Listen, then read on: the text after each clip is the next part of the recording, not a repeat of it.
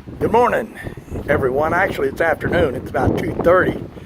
I'm going to walk out here to the garden, and right now what I'm doing is I'm planting some tomato plants, and I want to talk to you a little bit about that, and I also want to talk to you a little bit about how to prevent tomato blight. A lot of people have problems with that, and it's a very simple thing to do. Here are some plants that I just finished planting. You can see down through there. I've got a total here of should be 32 plants here total. I got some planted on this side of this cow panel. I got what's called a cow panel here, a big old fence, and I've got some fence posts driven into the ground there, and I got the cow panel secured to those fence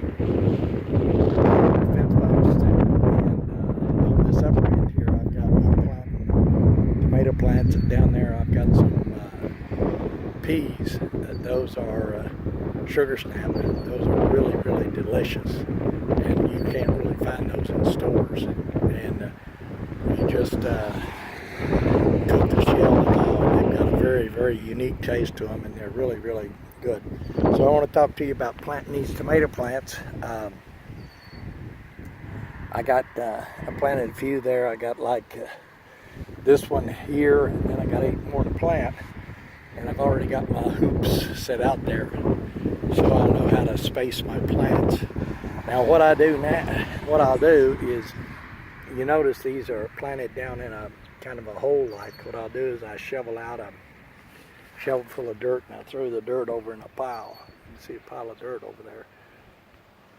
So that'll leave me a hole there, so that when I do plant the plant in there, it'll be down in a little hole like, and I can use that hole to water the plant, and that way it'll keep the water running around the plant. When I water, I don't like to water the whole garden. I let the rain do that. But when I water, I just water the plants. There's no use watering the whole garden. You're just wasting water when you do that. So what you need to do is just keep some water on your plants, especially when it gets really dry. So what I do, I've already got my hole dug there. So now I take my, this is a granulated lime here. And plants really, really love lime. And if you don't have enough calcium, lime is a source of calcium. What this is this is granulated lime. It's on a grain. It's several different types of lime you can get. One is hydrated lime, which is a real fine powder, and it'll blow around in the wind and stuff. You can actually put that on your tomato plants. You can actually dust your tomato plants with that. This granulated lime, I just take some like that, take me a little bit in my hand, and I'll just throw it right in there. Now on the fertilizer, this is a 10-10-10 fertilizer. It's nitrogen, NPK, nitrogen, phosphorus, and calcium. So and potassium, NPK.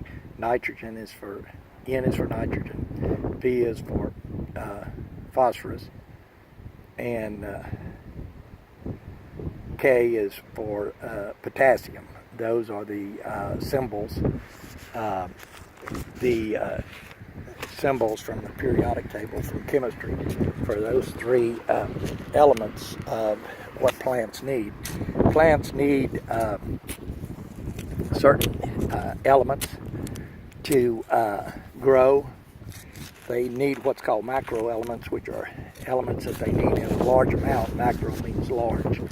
And then they have macro elements also that they need. So what I showed you is I just took and already had the hole dug out. So what I'm doing, I'm using this little hand tool to go down in there and dig out some more right along the edge of the hole, and also to mix up the granulated lime stone that I put in there, and also mix it in with the fertilizer. So now all I got to do is take and dig me a little hole, take my plant out of the little pot here, and put it in there, and then water it. Now, what I do is I dig me a little hole right there in the center,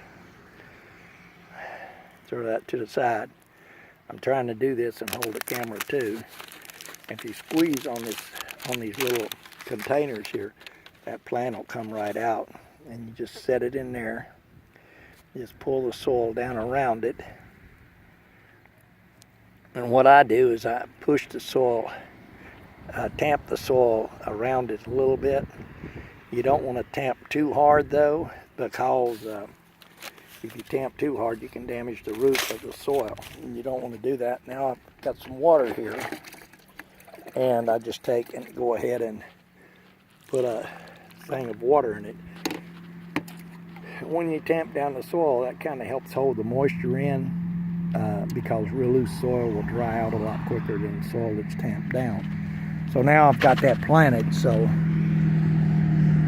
all I got to do is put my hoop around it, and then I tie my hoops together and I secure them to this rigid fence called the cow panel, and everything is really, really good and solid. And then when the wind blows in the summer, or we get a thunderstorm with a lot of wind or something, everything will hold and the wind won't tear up the plants.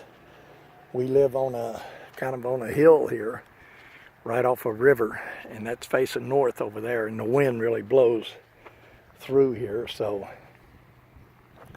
a lot of times it'll blow my corn down and it'll blow my plants around. That's why I tie up my asparagus too, is we really get some wind coming through here. So now that I've talked to you about a little bit about the planting the plants, I want to say that you need to put some of that calcium in there when you put the fertilizer in there, and mix it in real good, because tomatoes love calcium, and you'll get what's called a tomato blight, or blossoming end rot, if you don't have a good bit of calcium in the soil.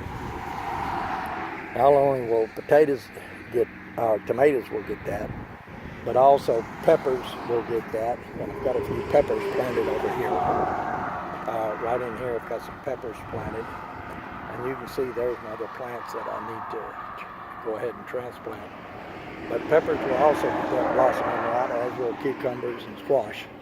So they need calcium. So what I'm going to do right now is I'm going to walk back over here to the house, and I'm going to show you the fertilizer that I have been using, and also the talk to you about the lime that I use. Now, if you start getting blossoming rot on your tomatoes, what you can do is you can get some hydrated lime, which is a powdered lime, and you can sprinkle it on the leaves and so forth, and they will absorb that rather quickly. So, and that will help get rid of the blossoming rot pretty quick, because the plant will take that up real quick. If you use this pelletized lime, it takes a while for the plant to suck that up. It's got to work its way into the soil, and then the plant suck it up through the roots. If you use hydrated lime and you put that on the leaves of the tomato plants, they will take that in directly through the leaves, and it'll prevent that blossoming rot fairly quick. It'll stop it fairly quickly. Of course, it will not repair any fruits that's already got that blossoming rot on it. So there's pelletized lawn lime that you can use. It says right down here on the bag, it says fast acting neutralizer. It helps, if your soil is really acid, it helps get rid of the acidity in the soil. And this right here is it says right down here that it's a source of calcium and magnesium, and they're both elements that plants need to grow.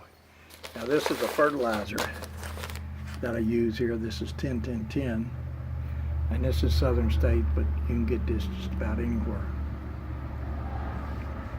You can get fertilizer, various types of fertilizer from various manufacturers. So this is nitrogen, phosphate, and potash, or potassium is also called potash. So it's NPK 10-10-10. If you notice there, the chemical elements, you can see their N is for nitrogen, P is they say phosphate, it's P2O5,